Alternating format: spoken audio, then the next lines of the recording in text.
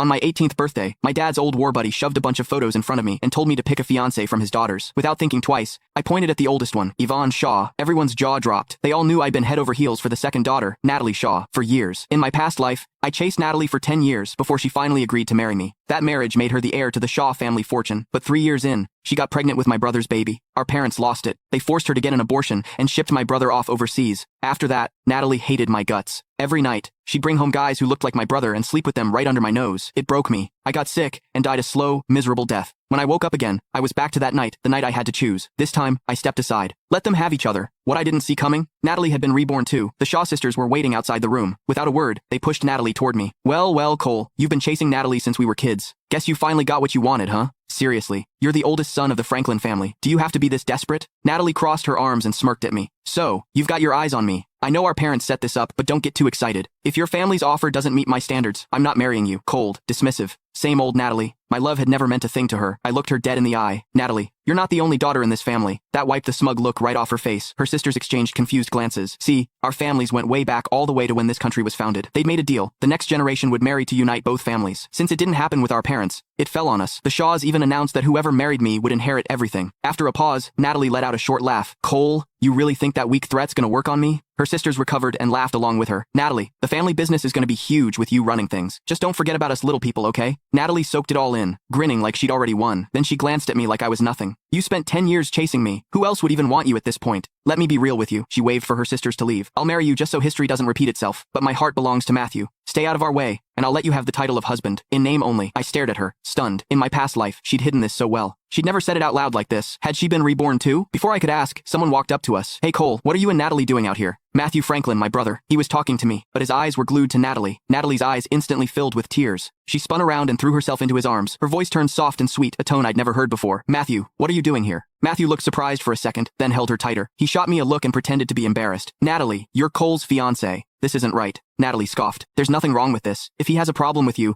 he can forget about marrying me. She grabbed Matthew's hand and walked off without looking back. I rubbed Yvonne's photo between my fingers and smirked. Natalie, I was never planning to marry you anyway. The party was winding down. Most guests had left when Natalie and Matthew finally showed up again. Natalie had changed into a high-neck dress. Matthew had faint marks on his neck that told the whole story. The tension between them was so obvious, you could practically smell it. The old me would have lost it, stormed over, made a scene. But I'd seen this play out 100 times in my past life. I was numb to it now. I knocked back my drink and turned to leave. When Natalie saw I didn't care,